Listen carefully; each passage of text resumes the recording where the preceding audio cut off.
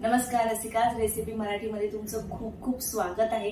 आणि आज आपण रेसिपी तर बनवणार आहोत, पण त्याच्या आधी त्या पदार्थाविषयी एक छोटीशी माहिती, कारण की तो जो पदार्थ आहे तो आपल्या जीवनामध्ये, आपल्या आहारामध्ये तो समाविष्ट केलाच पाहिजे। कारण की मखाना आपण आज जे बनवणार आहोत ते मखाना बनवत, आणि याची आपण एक सिरीज बनवणार आहोत। मखानाचे वेगवेगळे उपयोग आणि त्याचा आपण आपल्या आहारामध्ये कसा समावेश करू शकतो, तर ते आपल्याला पाहायचे। आज आपण सिंपल साधी अशी मखानाची एक रेसिपी बनवणार आहोत, पण त्याआधी मखाना म्हणजे काय, तो आपल्या शरीराला किती उपयुक्त आहे हे जाणून घ्यावं असं मला वाटतं, आणि म्हणून हा व्हिडिओ तुमच्यासाठी। तर सर्वात पहिले मखाना हे कमळाच्या बीजापासून बनलेलं आहे आणि याच्यामध्ये मॅग्नेशियमची मात्रा भरपूर आहे, कॅल्शियमची मात्रा भरपूर आहे। त्यामुळे मॅग्नेशियमची मात्रा भरपूर असल्यामुळे उच्च रक्तदाबासाठी हा उपयोगी आहे। तसंच याच्यामध्ये कॅल्शियमची मात्रा म्हणजे हाडे, सांधेदुखी याच्यासाठी सुद्धा तो उपयोगी आहे।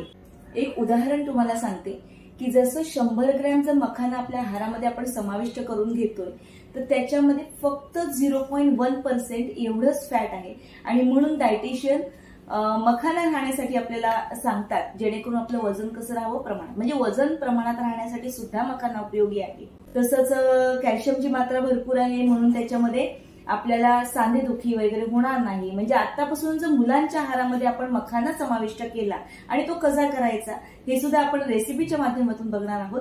तर मॅग्नेशियमची मात्रा भरपूर आहे, लोह याच्यामध्ये भरपूर प्रमाणात आहे, प्रोटीन आहे, कार्बोहायड्रेट आहे, त्यामुळे पचन व्यवस्थित होतं।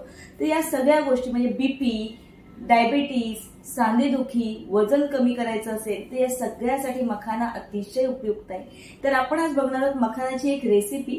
आणि अजून एक महत्त्वाची गोष्ट म्हणजे मुलांना आपला एक मूठ एवढं मखाना दिवसातून आपण जर खाल्लं तरी भरपूर आहे, भरपूर काही खायची गरज नाहीये। पण ते कशा प्रकारे खायला द्यायचं, तर ते मखाना मार्केटमध्ये ज्या पद्धतीने मिळतं तसं आपल्याला नाही खायचंय, थोडंसं चविष्ट बनवून मुलांना कसं आवडेल त्यासाठी आपला हा प्रयत्न आहे। तर आपण चला बनवूया मखानाची आज रोस्टेड मखाना आपण बनवणार आहोत आज। चला रेसिपी। तर सर्वात प्रथम आपल्याला घ्यायचे मखाने, हे अशा प्रकारे मार्केटमध्ये मिळतात। मी सध्या अंदाजे 50 ग्रॅम पर्यंतचे मखाने घेतलेले आहेत। याच्यासाठी सर्वात प्रथम आपण घ्यायचंय तूप, कारण मुलांच्या तब्येतीसाठी तूप हे अतिशय चांगले, हे साजूक तूप आहे। आणि आज आपण बनवणार आहोत रोस्टेड मखाना। याच्यासाठी आपण घेतलेलं आहे मीठ, चवीपुरतं थोडंसं मीठ घ्यायचंय। याच्यामुळे थोडीशी आपण हळद सुद्धा टाकणार आहोत कलरसाठी, म्हणजे अजून छान दिसतील, मुलांना खायची आवड निर्माण होईल आणि खरोखरच टेस्टी लागतात, अगदी पॉपकॉर्न सारखेच लागतात। हे थोडंसं शिजून द्यायचंय। गॅसचा फ्लेम बारीक आहे, फास्ट ठेवायचं नाहीये। अगदी थोडंसं गरम झाल्यानंतर ह्याच्यामध्ये आपल्याला मखानाच टाकायचे। मखाना टाकून घ्यायचे, त्याला व्यवस्थित आपल्याला रोस्ट करून घ्यायचंय। हळद आणि मीठ सगळ्यांना लागलं पाहिजे। जवळजवळ आपल्याला हे हलवत जे राहायचं आहे ते 7 ते 8 मिनिटं, तेव्हा ते व्यवस्थित शिजतात, कुरकुरीत आणि छान होतात। आणि मग खाऊन बघायचे आपल्याला की मस्त असे मखाने झाले आहेत रेडी। रेसिपी नक्की करून बघा आणि आवडली असेल तर चॅनलला सबस्क्राईब करा।